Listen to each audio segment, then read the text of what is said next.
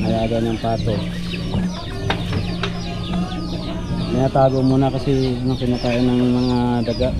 Ano, yung hapon yan, ang dami oh.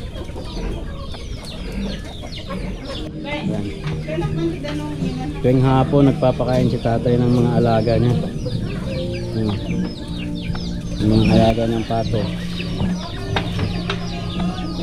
Tinatago muna kasi nung kinakain ng mga daga. Ano, yung hapon yan, ang dami oh. Ito lang yung buhay ng probinsya. Ang dami. Yan pa.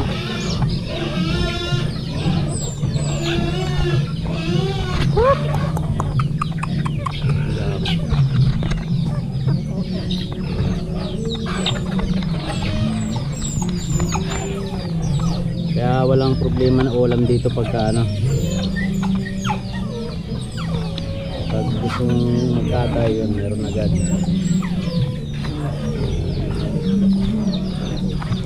Meron pa yung nasa taas na.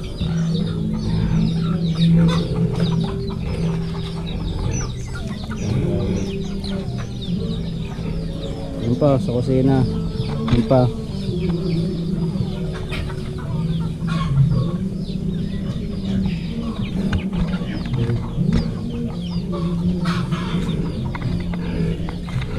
Yun pa yung mga ano dito. Yan pa yung mga ano. Yan pa pato. Ay manok pala to. Tama. Look. Dami.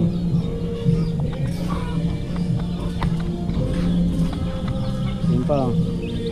Dami mga maliliit. Yan pa mga patong maliliit. Hindi pa pwede pakawalan kasi hindi pa lumalaban sa mga daga eh.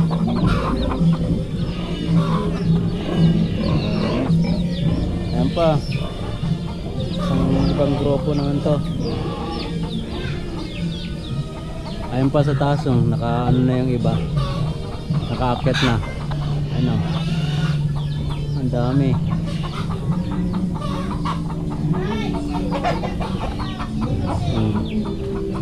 Halos sa laga ni tatay ito lahat.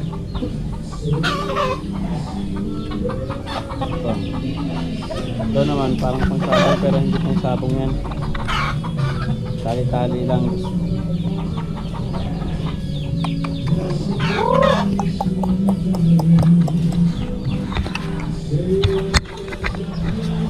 Ayun si madam naghihiwa ng ano pagkain.